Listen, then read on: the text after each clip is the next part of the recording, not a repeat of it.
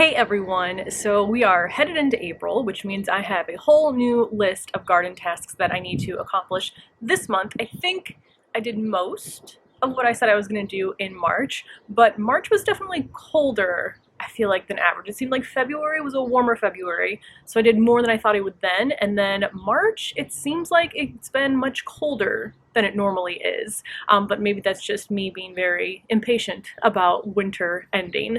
So I have here my April to-do list for all of my plants. It is nice outside today and the birds are chirping, so I'm hoping that it's all uphill from here in terms of the warmth. So here is what I'm going to be doing this month. So the very first thing, which I'm probably going to do just in a couple days, is see which of my perennials that I overwintered out here on my deck are alive and which ones are not any longer. Now I think obviously I can already tell some things are starting to bud up. So I would say most are still alive, but I do have to cut into a few plants that either aren't budding up or I think there might be some issues, and I do have some perennials still in the plastic greenhouse that I want to just kind of take a little bit off of one of the stems and see if there's green underneath, and that way I can figure out which plants I need to pull, which pots I have empty to potentially put new things in, and see if my methods worked for overwintering some of these plants. So that should be coming soon. Hopefully not too many things are dead. Next is to move all of the perennial plants out of the greenhouse. So what I overwintered in there was miniature roses, miniature blueberries, hydrangeas, I'm testing a dahlia tuber, and I had my tulips in there.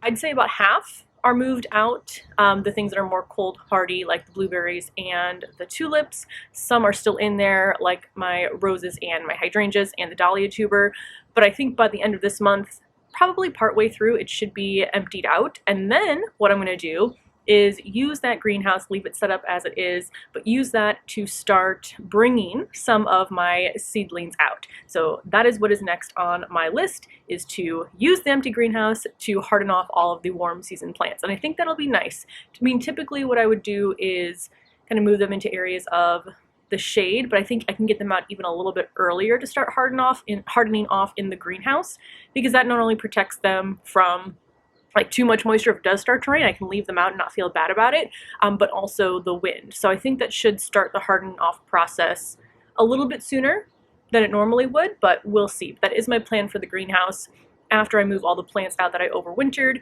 and then eventually I will be taking it down, storing it, and hopefully remembering how to put it back up this coming fall. But we'll see. Next on my list is to force my dahlia tubers. Now what I mean by that, which is probably different than most people who garden, is basically I've stored 5 dahlia tubers in the grow bags that they grew in last year in the garage, and I was testing overwintering one in the greenhouse, so I need to bring them all inside. I put them into our guest shower because we don't have any guests that need to use it. I'll give them a little drink of water, and then hopefully they start to sprout. Now I did overwinter my dahlias in the garage last year, so I'm hoping those 5 should come back fine.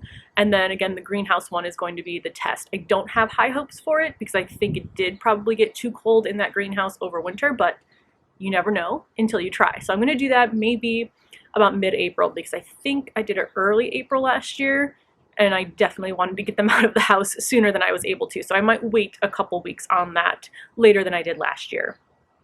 Next is to get my herb rack set up. So I'm excited about this because I did buy a different stand for my herbs. So I've been using since 2019 a stand that I have over there that's wooden, but it doesn't work the best because the shelves on the stand, they're not like stair steps. They're kind of like this, where half of the bottom shelf is underneath half of the top shelf.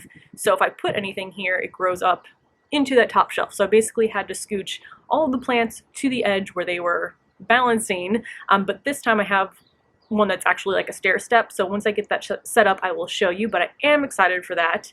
And then I'm also going to start getting some of my herbs out. So I do have some herbs that can be outside during April in Chicago area. I know I have cilantro that I started. I'm probably going to get some parsley. I have chives that are growing. I think thyme I can get earlier, and mint as well. Things like basil, obviously you have to wait until it's warmer out, but essentially what I do to know if I can keep them outside or not is besides when I'm starting from seed, I go to the garden center. And if they have them outside already, then I know that I can store them outside. So I'll probably do that again mid to late April, I think. Nothing that I'm going to do in the first couple weeks. Next is to start my zinnias indoors. So I have 2 of the Jiffy greenhouse systems left to fill with all zinnias. So I'm going to start those probably in the next week here. And then I might also, all weather dependent, start moving my lemon tree in and out just during the day, nothing overnight. But if it gets into like the high 50s, low 60s, I think I'll start to move my lemon tree out, because as much as, I mean, it's doing fine. I've had some issues with scale inside over winter, but nothing that wasn't easily treatable. But it definitely loves the outside sunshine more than just the grow light I have it under. So I'll get that moved out on the days that I can. I don't think there's really anything else. Like, I don't move out my house plants, so I'm pretty sure that is the only plant that I have that's going to be in the garden. I'll probably start moving in and out. Maybe I'll do that with my dahlias a little bit if it's warm enough too. We'll see.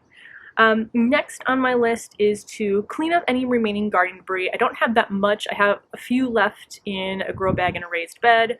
I'm going to sweep up a little bit, but really there's not that much work to do, just kind of last minute cleanup that I haven't done yet. And then, not on this garden, but we do have stairs out front, and I have 4 pots on the stairs that I want to plant up with cold hardy annuals. We're still not at the point right now where there's a lot in garden centers, but I think in the next week or 2 they'll start to get in all the pansies, hellebores, which I think I might put in pots and then move to the parkway area, but I'm very anxious to get those pots potted up. And I think I have 2 that stayed out during the winter, and then 2 of the smaller ones I brought inside, so I can get those outside as well. But I mean, that's the only part of like my garden, I guess, that people can see when they're walking by on the street, is the front stairs. No one has any idea this is going on up here just by walking by. So I like having something out front that can bring a little bit of joy and color to people that are walking by. So I'm excited, looking forward to that. And then the last 2 things are all about my drip system. I think I was maybe going to do some in March if the weather was warm enough, but it was not. So I need to take all of the covers off of my hose spigots. I need to turn them on and see if they leak, because if they do, which they've done the past few years because the pieces inside of the handle needed to be swapped out. This house is, I think, about 20 plus years old, and I don't think they were ever swapped out. So we just had to put in new ones last year. So I'm hoping because of that there won't be any leaking. Fingers crossed, we'll see. But I want to get that checked out probably again in the next week or 2, just in case I have to call the plumber out here. I want to get them out, get my spigots fixed before I need to run my irrigation, which, depending on the weather, I might not have to do until really mid to late June. I think that's what happened last year, is I had my drip system set up, but we got so much rain that I did not have to water anything until, yeah, I think middle of June. And then last is to actually set up my drip irrigation. I did go through and look at the pieces just to make sure I think I had what I needed. So once I see that the spigots are working, I'll get the entire system set up, so my timer, everything kind of plugged into each other, and just run it and see if there's anything that's broken, anything that's leaking, get that repaired. And that's all on this front deck. The back deck, I've never really had an irrigation system set up, so I'm going to get all of that kind of set up from scratch and get that going. And that should be good, because now that I've kind of had my experience with the different systems out on this deck for, is this only my 3rd year? I think this will be my 3rd year having an irrigation system, which I cannot recommend highly enough. Get that in your garden. It'll be such a time saver, and it's especially nice when you're out of town that you know your garden's going to be watered. So yeah, irrigation out back, that'll be kind of a new setup. I already have a timer and systems for that, so I'll take you along with me when I set that up.